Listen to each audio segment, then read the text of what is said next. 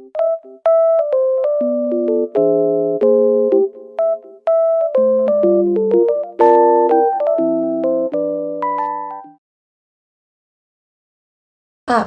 Bank sentral. Tujuan bank sentral adalah mencapai dan memelihara kestabilan nilai rupiah. Tugasnya, yang pertama menetapkan dan melaksanakan kebijakan moneter. Yang kedua, mengatur dan menjaga kelancaran sistem pembayaran. Wewenangnya, yang pertama menetapkan sasaran-sasaran moneter dan yang kedua, melakukan pengendalian moneter. Peran Bank Indonesia atau BI dalam stabilitas sistem keuangan.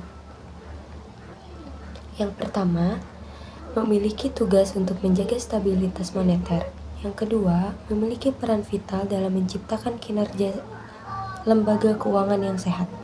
Yang ketiga, memiliki kewenangan untuk mengatur dan menjaga kelancaran sistem pembayaran. Yang keempat, dapat mengakses informasi-informasi yang mengancam stabilitas keuangan. Yang kelima atau yang terakhir, memiliki fungsi sebagai pengaman sistem keuangan melalui fungsi bank sentral sebagai lender of the last resort. Sistem pembayaran. Itu sistem pembayaran. Sistem pembayaran adalah suatu cara yang disepakati untuk mentransfer suatu nilai antara pembeli dan penjual dalam suatu transaksi. Dan komponen yang membentuk sistem pembayaran. 1. Alat pembayaran. 2. Sistem pembayaran yang memproses berbagai instrumen pembayaran. Ketiga, lembaga yang memproses sistem pembayaran. Dan yang terakhir atau keempat adalah saluran pembayaran. Peran sistem pembayaran dalam perekonomian. Yang pertama, menjamin kelancaran pasar sebagai tempat di mana transaksi terjadi.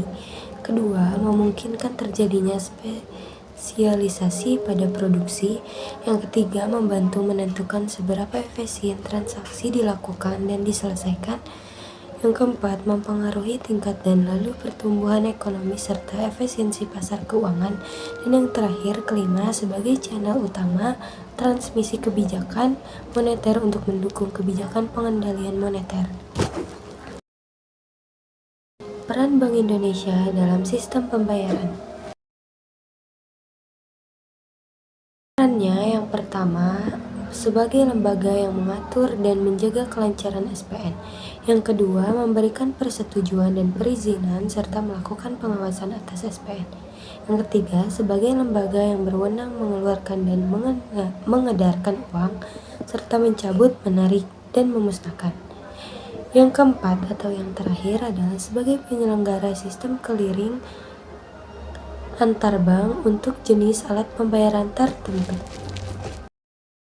Penyelenggaraan sistem pembayaran non-tunai oleh Bank Indonesia. Penyelenggaraan sistem pembayaran non-tunai oleh Bank Indonesia adalah transaksi pembayaran non-tunai dengan nilai besar diselenggarakan BI melalui sistem BI RTGS atau Real Time Gross Settlement. Tanggung jawab BI sebagai penyelenggaraan BI RTGS. Yang pertama, menyelenggarakan BI RTGS dengan menerapkan prinsip efisien, cepat, aman, dan andal. Yang kedua, memberikan penjelasan kepada peserta mengenai risiko finansial. Yang ketiga, memastikan kepatuhan peserta terhadap ketentuan yang telah ditetapkan. Pengertian dan sejarah alat pembayaran tunai atau uang. Uang mempunyai ciri dapat diterima umum, dapat digunakan sebagai alat tukar, dan dapat digunakan sebagai alat pembayaran. Sejarah uang yang pertama adalah barter, kedua adalah uang komoditas, ketiga adalah uang logam, keempat uang kertas, dan yang kelima adalah e-money. Fungsi, jenis, dan syarat uang serta standar mata uang. Pertama, fungsi asli sebagai alat tukar dan alat satuan hitung. Yang kedua, fungsi turunan sebagai standar atau ukuran pembayaran yang ditunda, alat penyimpanan kekayaan, dan alat pengalih nilai atau kekayaan. Jenis uang. Yang pertama ada berdasarkan pihak yang mengeluarkan. Isinya ada uang kartal dan uang giral. Yang kedua berdasarkan bahan uang, yaitu uang logam dan uang kertas. Yang ketiga berdasarkan negara yang mengeluarkan, uang dalam negeri atau uang luar negeri. Dan yang terakhir atau keempat berdasarkan nilaian uang yang berisi uang nilai penuh dan uang tidak bernilai penuh. Syarat uang: mudah dibawa, tahan lama, dapat dipecah menjadi satuan yang lebih kecil, nilainya stabil, diterima secara umum, tidak mudah dipalsukan, dan syarat psikologis. G. Unsur pengaman rupiah. Mencakup bahan uang dan teknik cetak agar uang tidak mudah dipalsukan. Yang pertama, unsur pengaman yang terbuka yang dapat dilihat dengan mudah. Yang kedua, yang tak terbuka yaitu dilakukan oleh mesin. Sistem moneter. Sistem moneter mengatur penentuan tingkat kurs mata uang suatu negara dalam sistem keuangan internasional.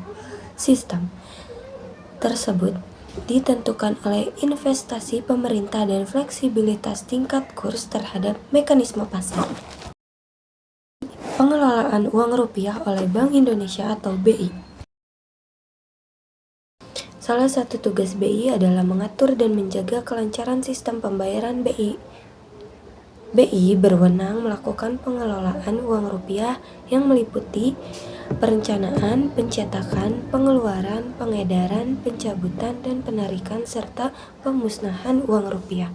Sehingga BI menerbitkan Peraturan Bank Indonesia Nomor 14/7 PBI atau 2012 tentang pengelolaan uang rupiah. Dalam peraturan itu dinyatakan bahwa BI menetapkan macam uang rupiah, harga rupiah, yang ciri umum, ciri khusus uang rupiah.